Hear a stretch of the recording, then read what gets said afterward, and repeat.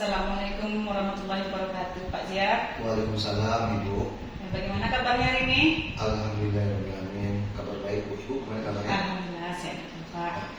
Sebelumnya Pak, saya kesini menemui Bapak karena ingin wawancara terkait mungkin selama ini di sekolah Bapak pernah terjadi ada masalah gitu Pak ya.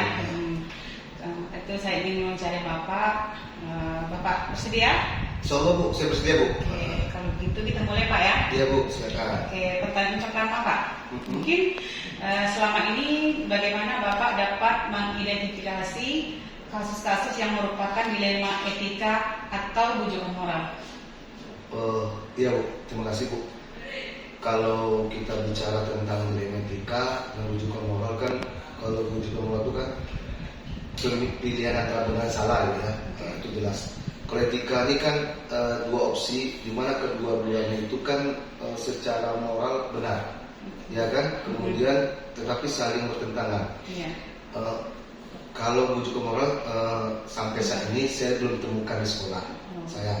Tetapi kalau dilema etika, karena kalau kita bicara etika kan tentu ada 4 paradigma ya, yang harus kita pahami. Yang pertama individu dan masyarakat, kemudian yang kedua kebenaran lawan kesetiaan, kemudian yang ketiga itu keadilan lawan belas kasihan. Kemudian ada jangka pendek lawan jangka panjang. Saya ketika melakukan itu harus memastikan dilema etika tentu ada di sekolah.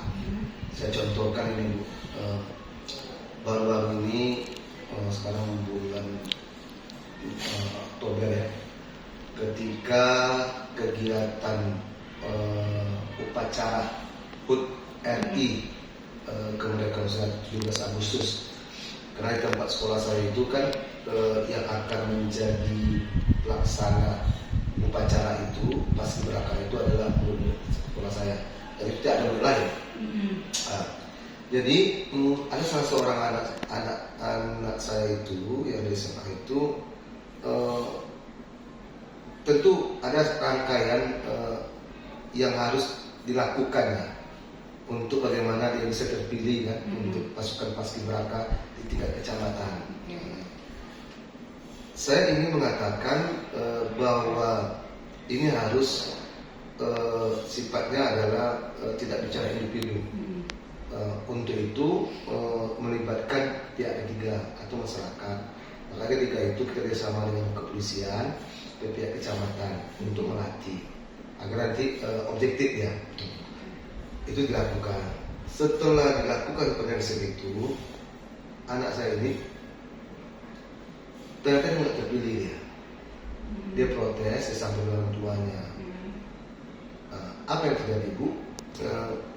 Orang tuanya tak terima, tetapi orang tuanya tak terima bukan sampaikan langsung, tapi dia menyampaikan melalui medsos.